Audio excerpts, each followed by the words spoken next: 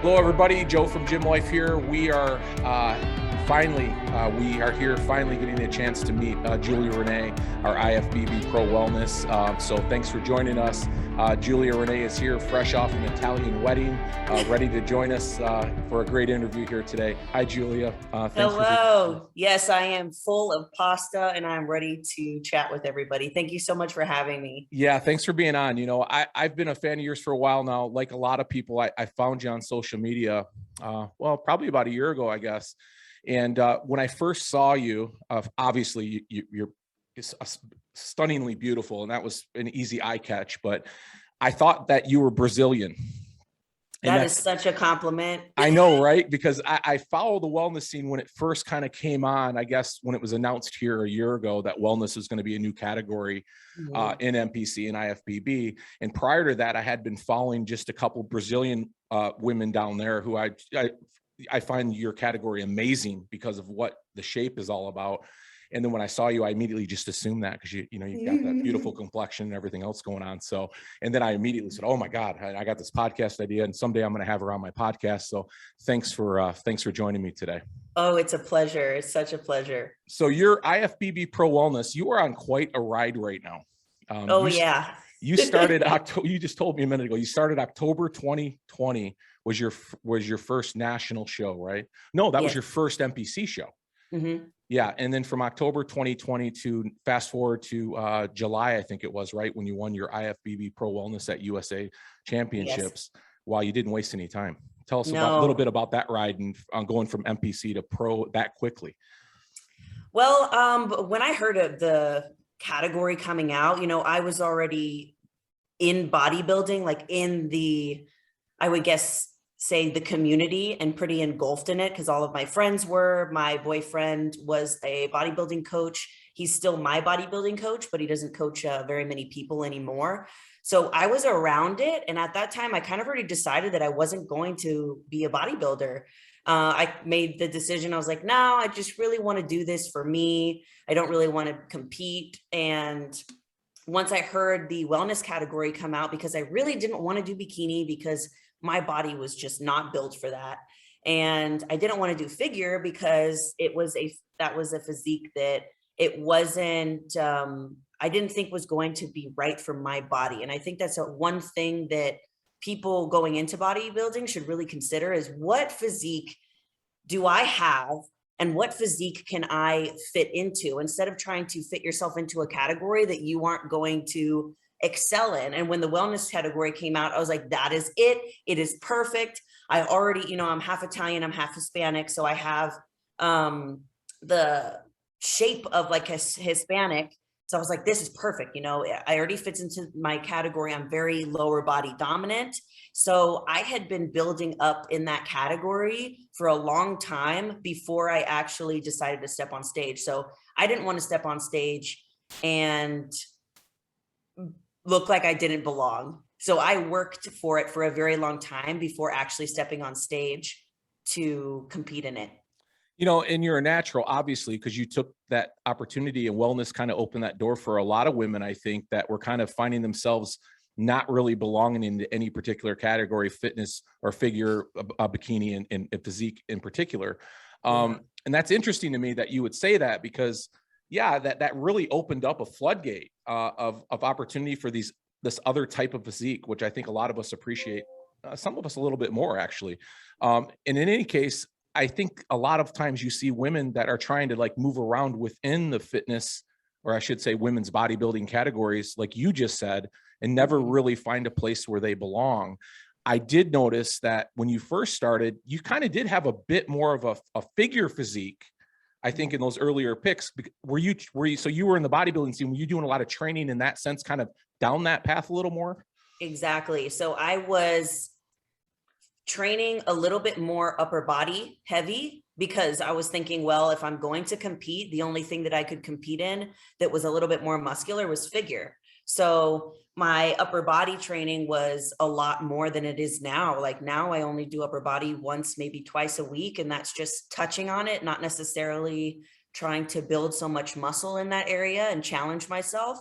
But as soon as the wellness category came out, it all flipped. So it was all lower body focused. and just a little bit touching on upper body. And that just comes out to training to your category and also training to your weaknesses.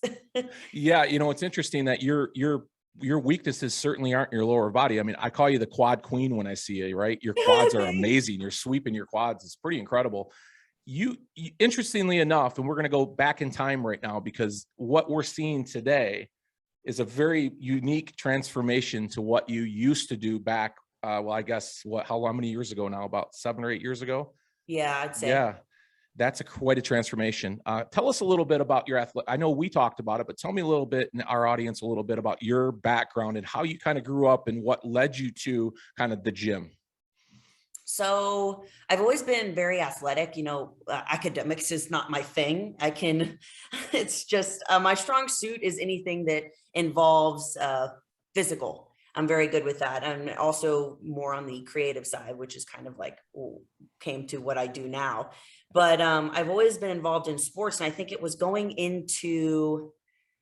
I was going into high school, and I had done really good in sports in middle school, and high school is where the sport started getting a little bit more competitive. You had to be either on like select teams and be training with like track or volleyball or dance outside of school. And I just, I didn't do that. I just trained during school and that's it.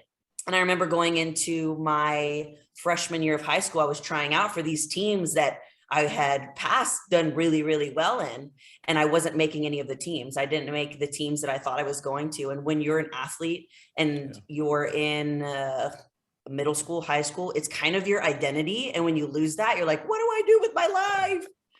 So I hit a point where I didn't make any of the teams. I didn't want to do dance because that's definitely not something that I would ever like to do because I do not dance.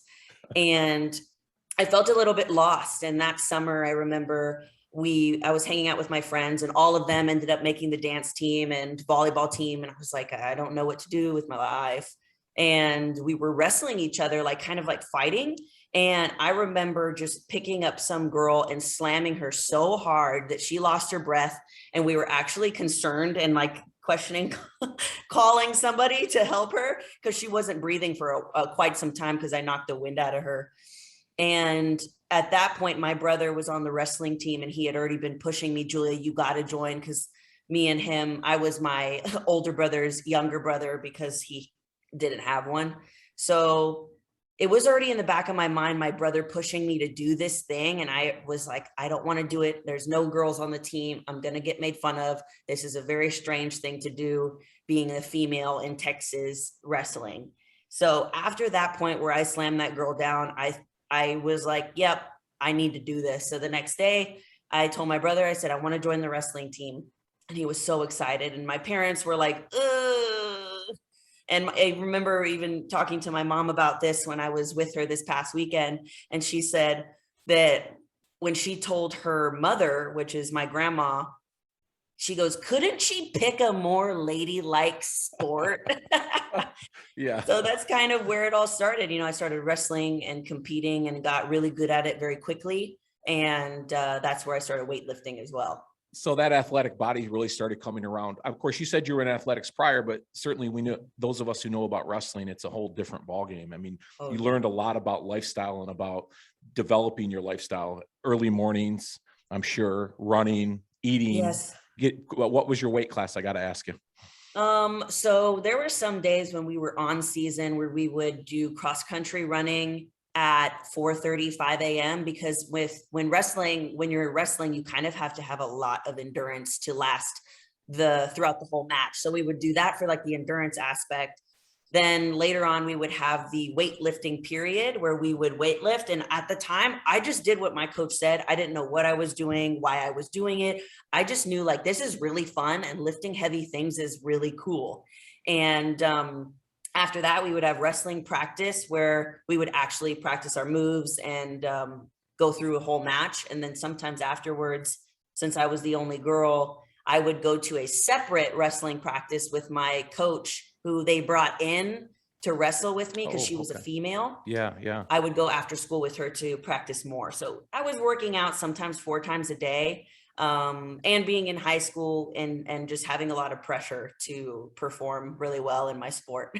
Yeah, that is a tough sport it really is a tough sport. I would give all the credit in the world to the guys that I grew up with that did that sport. Sadly, we had no women, our girls on our team back when I was in high school, but Yeah. that just says a lot to your character. I mean, you weren't afraid to take that on at all. Yeah. What was your weight class when you competed? It's funny to talk about it now because I'm like 3-4 weight classes heavier now, but I have more muscle. But as a freshman, I wrestled at 110. And then as I got more muscular and started lifting a lot, I wrestled at the 119 weight class. Yeah. And right now I'm sitting at off season about 147. Yeah, I asked that because I saw that picture of you when you were a wrestler compared to now, and it is a start. Oh boy! If anybody gets a chance, they have to get on your Instagram to see that picture. It's just so incredibly amazing to see that transformation. Yeah, and it's nuts to me too because I would always get called like that I was too muscular, that I looked manly. And I'm like, you think that I look like that then? Like, what about now? Right, exactly. Yeah, you definitely had a very kind of square, athletic wrestler shape, you know, and to go from kind of that look to where you're at now, which is accentuating every curve in your body, it is pretty amazing. I mean, it really is a unique transformation. I did read something and we talked about it briefly on the phone, and I did my research on it a little bit as well. You had one of the big issues you dealt with growing up was an eating disorder. And I know you've talked about it a lot, but we actually have had a couple guests on now, women who have struggled with this sort of thing at one shape, form, or another. Can you talk about that just for a second? What you dealt with there, being a younger woman dealing with the eating disorder? Yeah. So at the time, I actually didn't know I was dealing with anything at all.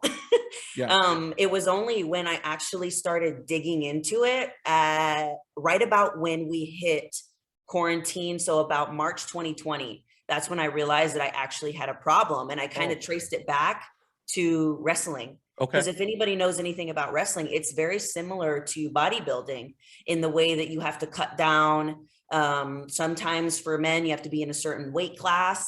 And it was very intense, and it's a very intense thing for a 15-year-old to do. So at 15, you're already very concerned with the scale. You're already dieting in very unrealistic and crazy ways. And I don't know, and I can't speak for them now if it's the same as it was when I was younger, but I would just do what the boys were doing. And they would be wearing sauna suits. They would literally like go and sit in the sauna for hours just to lose water weight so that they can make weight. I would remember going into the lunchroom and my friends would be eating and I wouldn't be eating anything because I had to make weight for a tournament. And all of this is a terrible way for a 15-year-old to learn how to eat.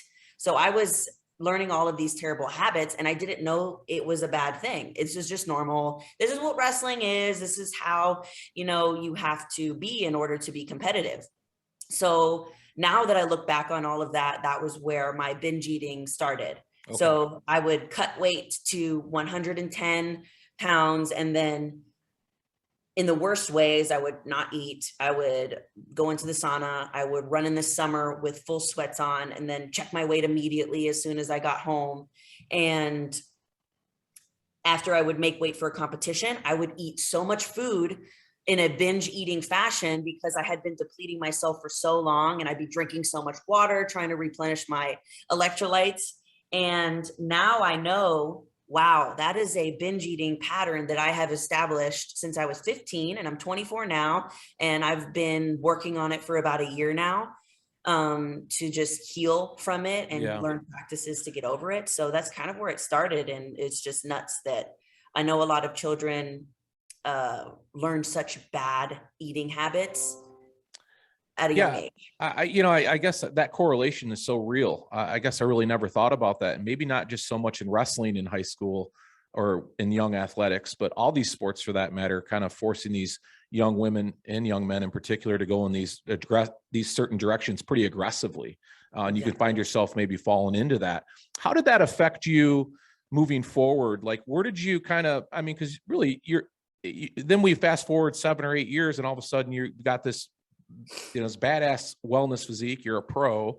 But prior to that, did you find yourself hitting these brick walls with that binge eating a little bit as you were training and before you made the decision to get into wellness and make your move in NPC and Ifbb at that point? Was there some points that you can remember, like where your weight got maybe out of control or you were just finding yourself not in a good place?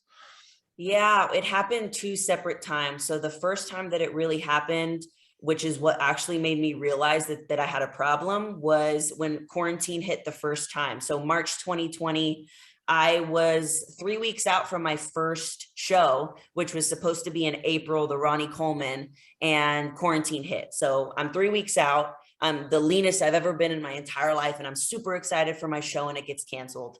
I remember I even got my extensions in for the show, and I got the call that my show was canceled. So it was tough to deal with, but what was more tough was the aftermath. And this is when my binge eating problem came up Mm. for the first time, and I actually realized that I had a problem. So I put on a ton of weight post show, no fault to anybody else but my own, just been depleted for so much and for so long.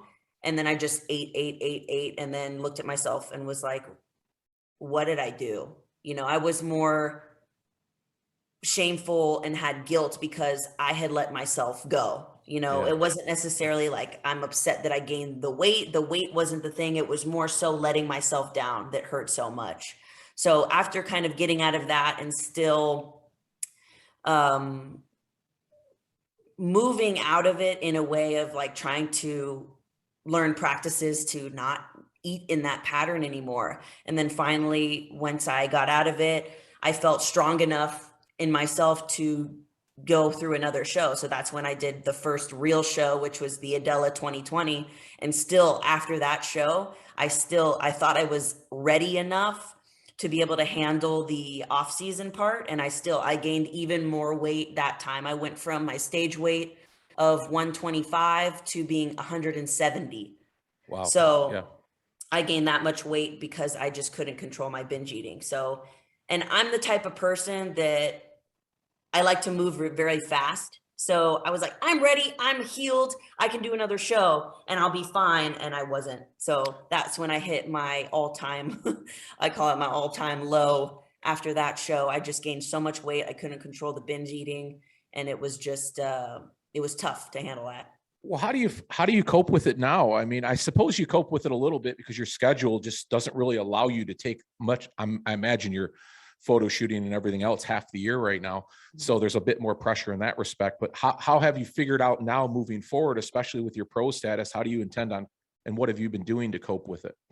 So I do a lot of, sorry, my dogs are barking. They want to be included. I do a lot Vision, of, is that Vision out there? I know Vision. Yeah. yes, Okay. Your he's baby. Yeah. he's something else. But I do a lot of practices, and on these practices I share as much as I can with other people. You know, I don't expect anybody to heal the way that I do, and everyone's journey is different. But if anything that I say helps you in the slightest, or you can take a little bit of nuggets of advice and it works for you, then great. If it doesn't help you, then just leave it. But I do a lot of practices. So if anyone was to get inside my brain, they'd literally probably be laughing because all day I'm doing these practices. You know, I'm breathing, I'm really appreciating my food. But the one that really helps me the most that I share, I call past, present, and future. So first I think about the past. How did I feel in the past when I went through with binge eating? Usually it's, Julia, it was not good. You felt shame, you felt guilt, and you ultimately regretted it and didn't make you feel any better. And then present, you know, how are you feeling now? Are you giving your emotions too much value? Because a lot of times when we're upset, we're giving our emotions so much value in our life that they build up so much, and then you get more emotional, and then you get emotional about being emotional. Right. Right. And then I think about the future. You know, how would I feel if I didn't go through with this? I would feel very, very proud. And if that's the case, then why would I want to go through with this one, 30-second moment or 30-second hit for not feeling any better? Yeah. Yeah. Because it happens that fast, doesn't it? I mean, there's all this sort of, we validate it, and it's all about 2 or 3 minutes of your life that could change so much because you start down that path and it's over Exactly. with. Yeah. Yeah. That's interesting to me. I saw one of the quotes that you took off. What was the quote that I read that you liked that was off of Kung Fu Panda? Yes, it was, oh my goodness. Oh, It's Master Oogway. yes, yes, that was It's right. something like, and that's why they call it a present. It's just basically about about being present. And it's so funny to me because it's a little cartoon character. And if anyone's listening, you know exactly what I'm talking about, but it's like words of wisdom from a cartoon turtle. Yeah. I remember that actually in that movie. So when I read that, that was funny, and it went perfect to what you just sort of segued into, your last comment, past, present, future kind of thing. Yeah. So you've present with yourself. Yeah, you're certainly doing a good job of that right now. There's no question. I mean, you're so busy. I can't believe everything you got going on right now. I know you did a lot of this, or you're preparing a lot of what you're doing before your pro status, obviously, but boy, it's probably taken off quite a bit. I see that you not only have a YouTube channel, which is, I like that, by the way. I watched a couple episodes of it, but you also do a podcast yourself. I do. Yeah. Yeah. Tell us a little bit about your fun you're having with that. Yeah. What's that all about? So it's called the Fit Couple Show, and it's me and my boyfriend. And the purpose of the podcast is so that you can be physically fit, spiritually fit, mentally fit in all aspects of your life. Right. So we focus on the fitness aspect, but if anything, we really focus on the mindset, because I truly believe wholeheartedly that 90% of you getting anything that you want is how you think about it. Yeah, no, I agree. Yeah. I wouldn't be a pro if I didn't do all of these practices daily that make me right upstairs. Yeah. A lot of self-affirmation, right? Like, I can do this, I can get this done, and the process to kind of get there a little bit. Yeah, I like that about your YouTube channel. And I like that about your podcast as well. I know with your YouTube, you have a bit more fun there. I think I was watching you, do some fun stuff and some training and things. But so when you got your so you got out of your first national show and you took 5th place, and I compared your physique in both shows. You kind of softened things up a little bit for your pro card, didn't you? Because I thought you kind of went into that show. Tell me if I'm wrong, because I'm trying to get my head wrapped around sort of the judging of wellness a little bit. I'd like to get into that for a second, because I think a lot of people are kind of unclear on how that works compared to kind of where you were at that 5th place showing in your first national show, making those changes that you needed to make in the wellness that you won your IFBB pro card in. Can you talk a little bit about that? So I think it would also help if I told you what the judges said from 5th place going on to 1st place. Yes, let's hear it. So it is really difficult to see what the judges are looking for right now. And I think we'll be able to tell this Olympia, because then whoever wins is going to be the ideal wellness Olympia. This is what we're going to go off of. But it seemed I think it was NPC universe, that they were judging people a lot harder. So you had to be a little bit leaner, more striations. When you look at the rules for NPC, and they don't want that for wellness. They want the same leanness as bikini, which is a little bit of a glute hammy tie-in, no striations, no feathering, none of that. And so that's kind of what we were going for that. And my body ended up not being lean enough. So when I looked for the judges' feedback, there was 2 things that I needed to fix with posing. And it was like, duh, when they told me I was leaning too far forward for my back pose. So a lot of girls in wellness and bikini, they do this when they're doing their back pose, they arch way too much. So they're arching and their back is almost so far back forward that it actually muddles the way that your glute hammy tie-in looks. So really what you want to do is when you're going into your back pose, you bend slightly as if you're getting ready to go into like an RDL or something, but then you just stay there. There's no pushing, there's no overarching. And that's what I was doing. So it was making my glutes look less sharp than they were. And a little bit of stuff with my side posing. I was basically in my poses, I was trying too hard. I was trying too hard to look a certain way, and it made me look worse. So those were easy fixes.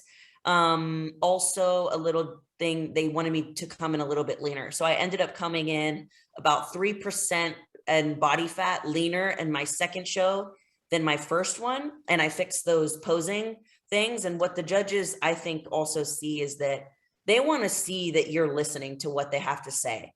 So I had the same judges in both of those shows. And so for them to see, okay, this is how well she did in her 5th place. And then she took what we said and she listened and then showed up with an even more confident, better package. I think that the judges, they like that. They want to know that you're going to listen to them. Well, it's interesting because we had Shannon Seeley on about our first, I don't know, I guess it's about a month and a half ago now, and she's a figure competitor, and we were talking about judges in particular and how difficult it can be for a competitor if you find yourself maybe not in front of the same judging panel as you did prior, because you get some different feedback and you make those changes and you go into the next show, and maybe the judges aren't looking for those particular changes. I know there's a lot, I wouldn't call it inconsistency, because I want to be fair to the judges. It's difficult. I get it, especially when you're at your level, because you have so many great physiques standing side by side by side.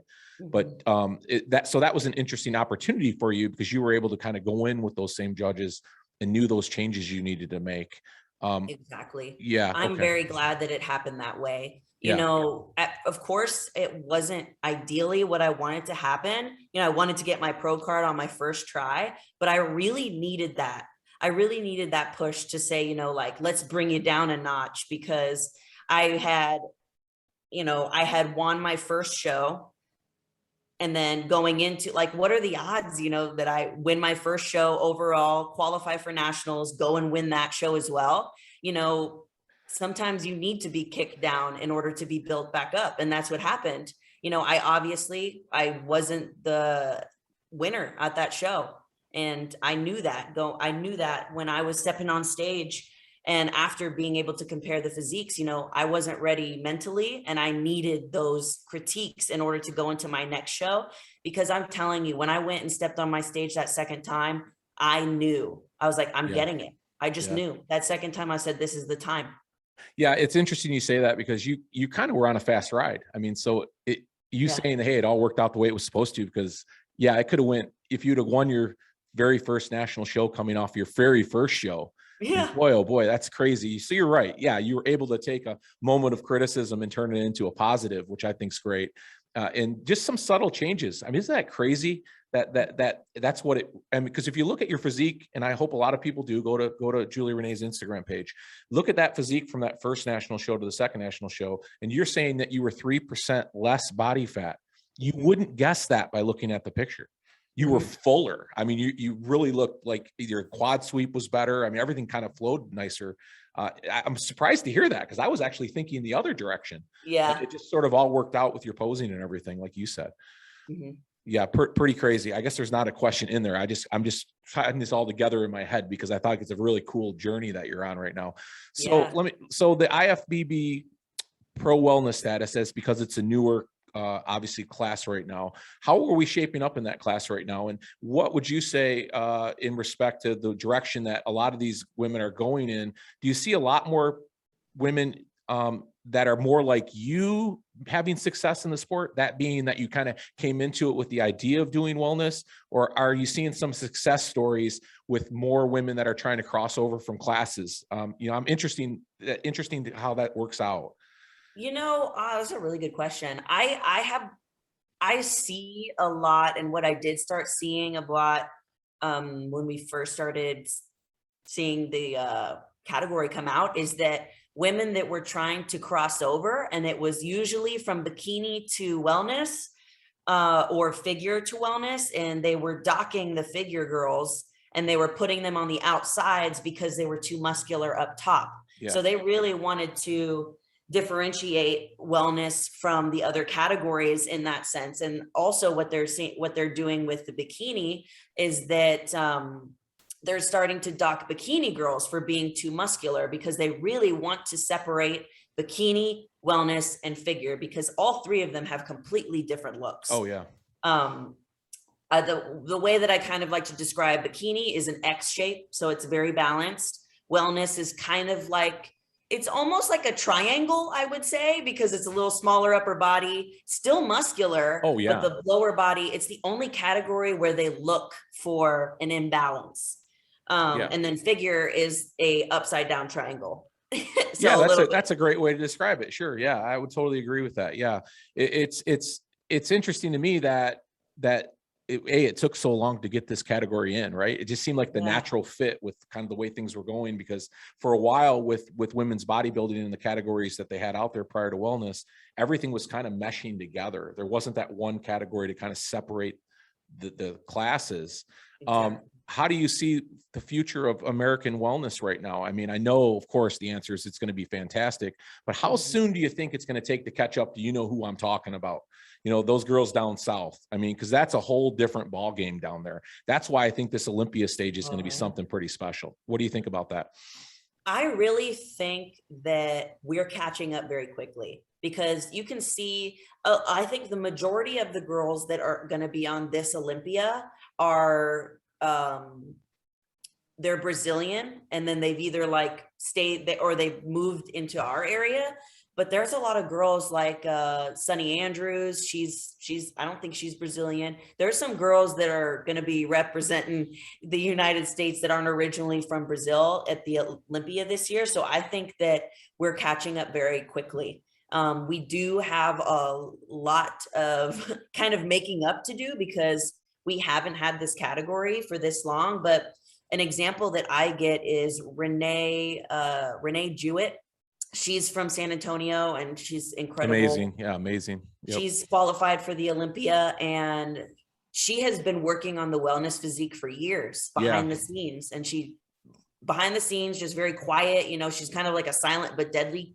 And she's representing us really well because her physique is insane. And she's just been working behind the scenes up to this category. And I feel like that's what I want to be able to do someday. And that's my goal. And my hope is that next year I can be on the Olympia stage. I just think that it might take a little bit, but also don't underestimate us because we can move up very quickly. Yeah, I agree. And that she's a great example because you're right. She really has this. She's a sleeper. She's been working on this for years, not unlike you, because you never really wanted to dive into it sort of until this class was made, which by the grace of God, it came to you and there it was in front of you. And I was like, there it is. Now I have some sort of direction. Yeah. Snap of the fingers. You're already there. Cause I imagine, especially with your physique, the way you describe yourself as an athletic type anyhow, and you have no problem building muscle, you were kind of already going in that direction with all your training leading up to that. I can only imagine there's probably a bunch of women out there like you that are probably coming up right behind you, as a matter of fact, that have already found themselves sort of training that way. Because it's funny, kind of the way training took a left turn there for a while, where every woman out there started training kind of that lower body, where glutes and quads ended up being kind of a not just a competitive thing, but a sexy thing, to be more sort of, I'm okay with having a muscular body, I guess is what I'm getting at. We talk about that a lot here on the show, about how women, there's more of this empowerment going on with their bodies right now. And you're an example of that, but would you agree that's really kind of what we're looking at kind of coming up behind you? Yeah, I would say that I do have a prediction, and I think that wellness is going to be more popular than bikini. I would agree. I'm going to because it's a balance between the two, because for bikini, yes, they have really nice glutes and legs, but they don't have the size that most females want. So I have so many people reaching out to me daily, like, I'm doing wellness. You inspired me to do wellness, because it is the ideal women's physique. Who cares what men think? Really, I don't care what any men thinks about my body, but what women really want in themselves, and some do, some don't, but they want a giant glutes, really nice big legs, and a muscular body, but not so muscular like, figure or bodybuilding. That's what the majority of females that are into weightlifting typically want. And that's why they're like, oh, wellness there, that's where I can be. Yeah, that's kind of what I was leaning towards. Exactly. You articulated yourself better than I was fumbling around trying to, right? I'm talking to a wellness competitor. It's my favorite division, of course. And I'm trying not to sound like a man here, and I'm a man. Yeah. But yeah. In any case, that's exactly right. And that's what I was thinking, because it's almost like we've got this group of women out there that now all of a sudden they're saying, hell yeah, this is exactly what I want to do. And this is how I've been training. Let's talk about your training for a minute, because I'm interested in that. First, I know it's a natural sort of thing anyhow. I think, like you just said, women having bigger glutes, bigger legs anyhow, and not trying to restrict that sort of development. How do you go about your typical week? And let's just call it sort of a pre-prep kind of training before you're really getting into your prep. Where does your workout sit, and what would you tell some listeners that are getting into sort of the idea of wanting to go down this path? Is there a particular formula that you have with training, sort of to simplify it to them? I would say at least 2 leg days a week. It's going to be a little bit difficult at first. Some wellness girls do 3. and I'm one of the people that do 3. Mhm. But when you haven't trained like that and you're not used to it, you are not going to recover like you think that you might. So it's kind of something that you have to build up to. I would say first start at least 2 leg days a week and spread them apart in a way that you know you're going to get adequate rest. And this kind of is a trial and error type of thing. And the way that I built my program is that, okay, I'm going to do legs on Monday. Then I'm going to see how my body is feeling. And then once I start feeling good, then that's when I'm going to put my second leg day. I'm not going to put my second leg day where I think it should be. I'm going to put it where my body thinks it should be. Okay. So that's kind of one thing that I would say for anybody going into it. You need to have at least 2 leg days. But then it starts going into, well, where are your strengths and where are your weaknesses? So for me, my weaknesses in my lower body are my glutes and my hamstrings. My quads, I haven't been training my quads very much in this improvement season because they're already there. Yeah. They're as big and potentially as big as some of the girls that are, on the Olympia stage. So I, if anything, have toned down the amount of quad training I have and toned up the amount of glute training. That's why it's called bodybuilding, because you are literally sculpting your body to fit into a category. So my training split is so weird. It's like glutes and hams, then shoulders and abs, and then glutes and hams, and then I have like a yoga day and cardio. So it's very weird. It's I can tell people, what my training split is, but it's not going to be the training split for you. So you kind of have to be very upfront with yourself and look at your body and say, where are my strengths and where are my weaknesses? And I need to focus on these areas. And that's what I've had to realize is I have very strong quads and I'm very quad dominant. So even when I'm training glutes, my quads try to take over. So I need to put a lot of emphasis on glutes and hamstrings so that they can grow in this improvement season. Well, it's, you just hit it kind of right on the head, right? I mean, I think a lot of people, men and women alike, get in the habit of just training what they're good at. So the bodybuilding sort of is thrown out the window at that point because it's easy just to train what I like to train because I'm good at it.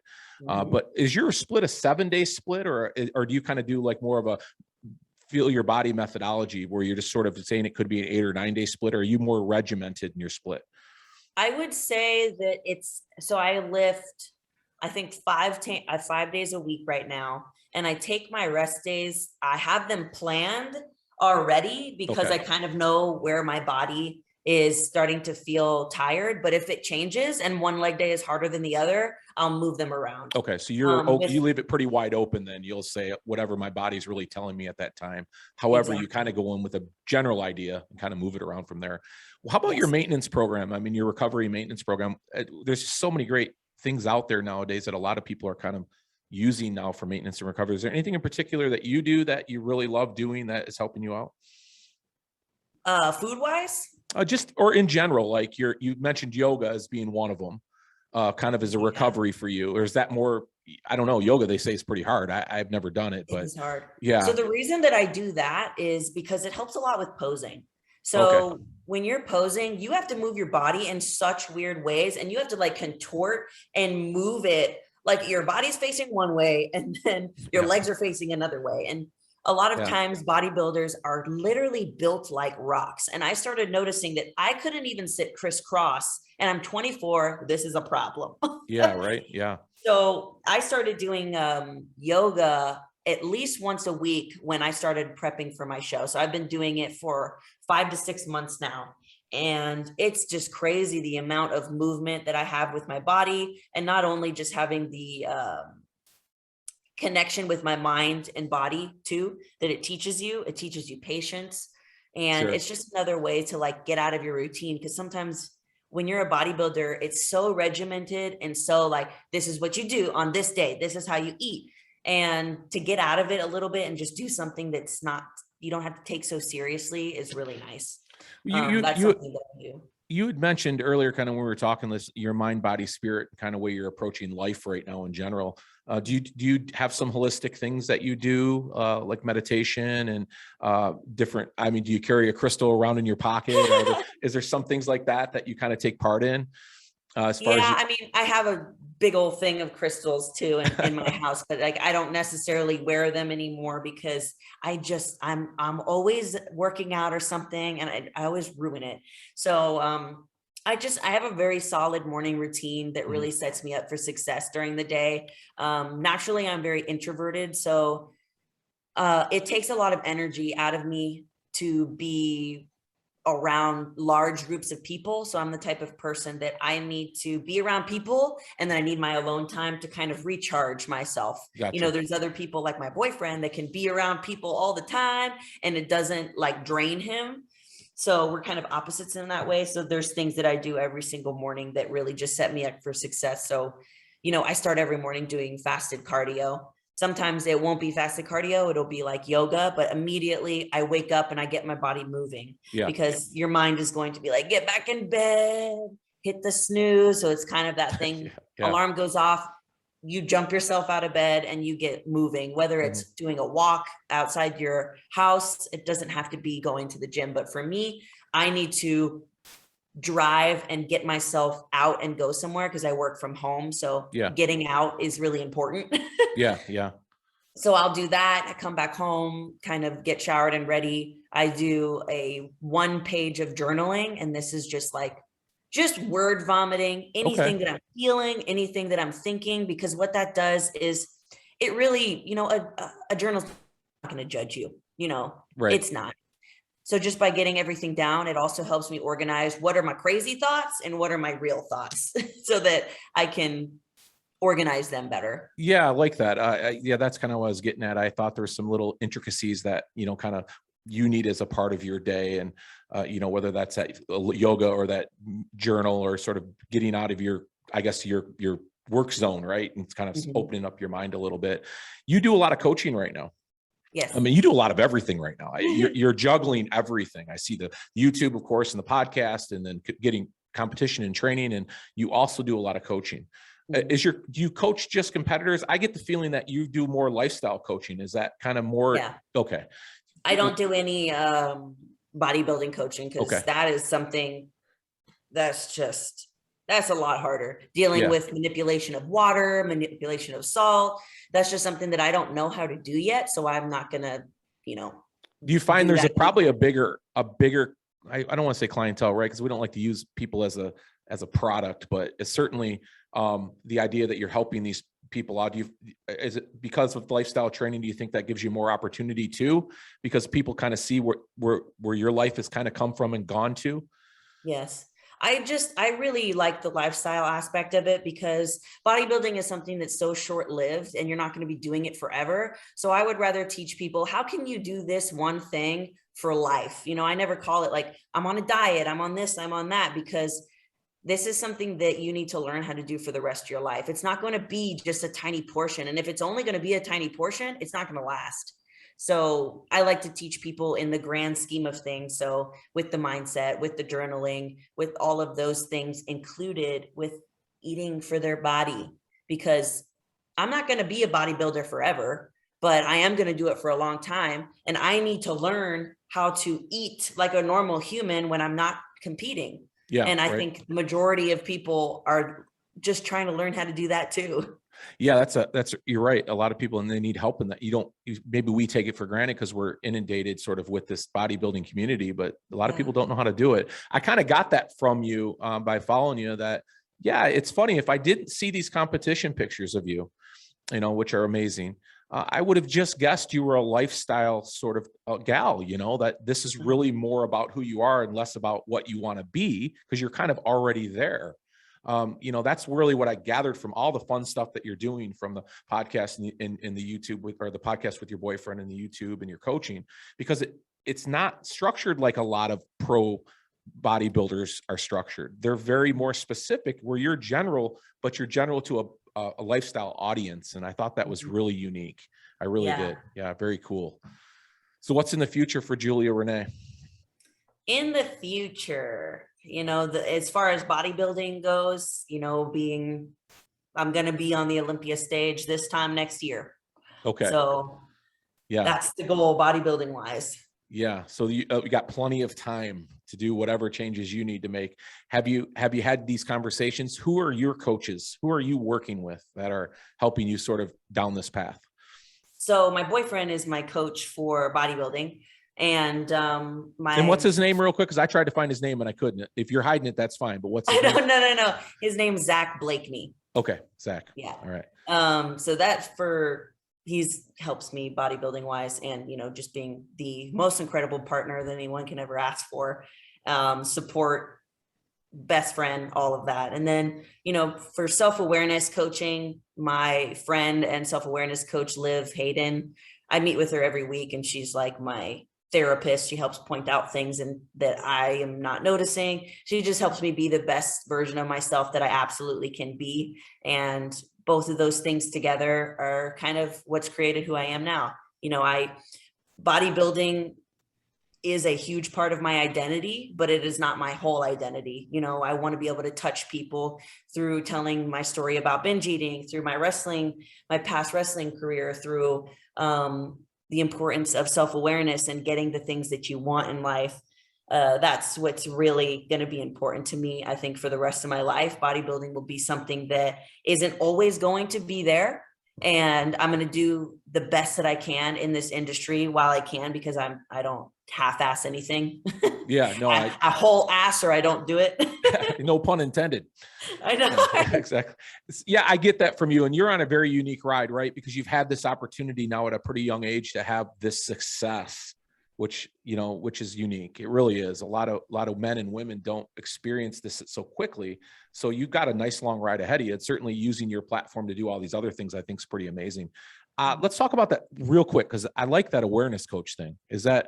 Where did that come from? Where did you decide you wanted to do that? So I am not an actual self-awareness coach, but my friend is. Yeah. And it's just, she's been doing it for a while, and I actually started, and she's one of my best friends also. So when I started hitting that real low point, March 2020, where I was like, I have a problem with binge eating, and this is where it came from. Oh my God, like boom. I really don't like talking about how I feel or anything. So it's really hard for me to do that. And that's also something that I've been working on, is being more vulnerable. And it's funny because I share everything on social media, but like with one-to-one people, It's hard.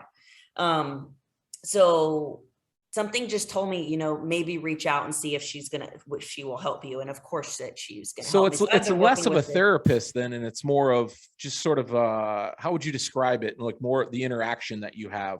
Cause I like that. I like that idea of the self-awareness coach. I love that actually, when you just said that. Yeah. So it's more so us having like a conversation together, not necessarily just someone sitting there and asking like probing questions, but she just helps me work through a lot. And and there's no like attachment to like her being my friend or her knowing. It's just like, she's here to coach me and I'm here to listen or to help work through it. And she doesn't really like point out, this is what you're doing wrong. She helps me figure it out also for myself. Okay. Yeah. Very really cool. Awesome. I like that. I'm going to look into that a little bit more myself. I think everybody can use a self-awareness coach, honestly. I think that's great. So your businesses, you're sponsored by Phorm right now? Mm-hmm.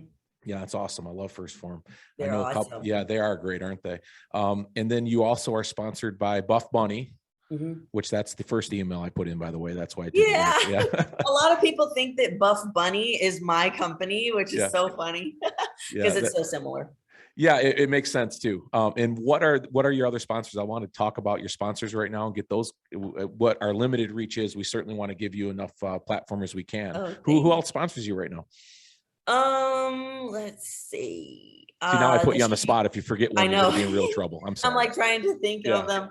The Shoe Fairy, which is also, they do competition heels, the most incredible competition heels, and they're probably the most popular ones out there.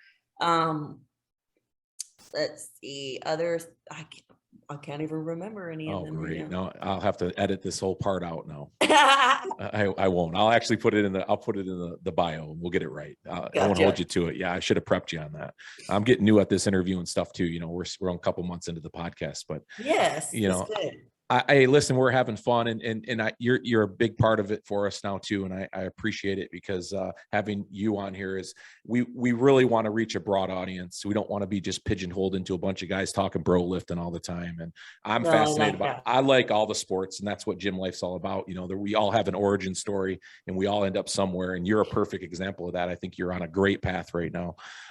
Yeah. Is there anything else you'd like to say? Because I'm just going to finish with saying that I can't appreciate you enough for being on the show with me today and having a quick chat. And I'm hoping we can follow up, because one of the things that I like to do is I'll have 100 questions when I get done with you, and we'll have 100 questions come in, and I can just call you up for 15 minutes one day and we can have a quick chat. Awesome. Okay, cool. Yeah, I appreciate that. Is there anybody else you'd like to thank or talk or say right now? And other than that, I'll let you go and get back to your work. The only thing that I really have to say, obviously, is thank you for giving me the space to share my story and to connect with you and your audience. This is an incredible thing that you're doing, and I love hearing people's stories as well, because it's cool to see where people come from, you know. Yeah. And I always just leave everybody saying that you're more powerful than you think, and once you can tap into that, the possibilities are endless. That's a great way to end the show. All right. Thank you, Julia Rene. Ifbb Pro Wellness and Gym Life. Thank you for everybody watching this video. And we'll get back with Julia, in the next few months here. We'll check in with you. I appreciate it, Julia. Thank you. Thank you.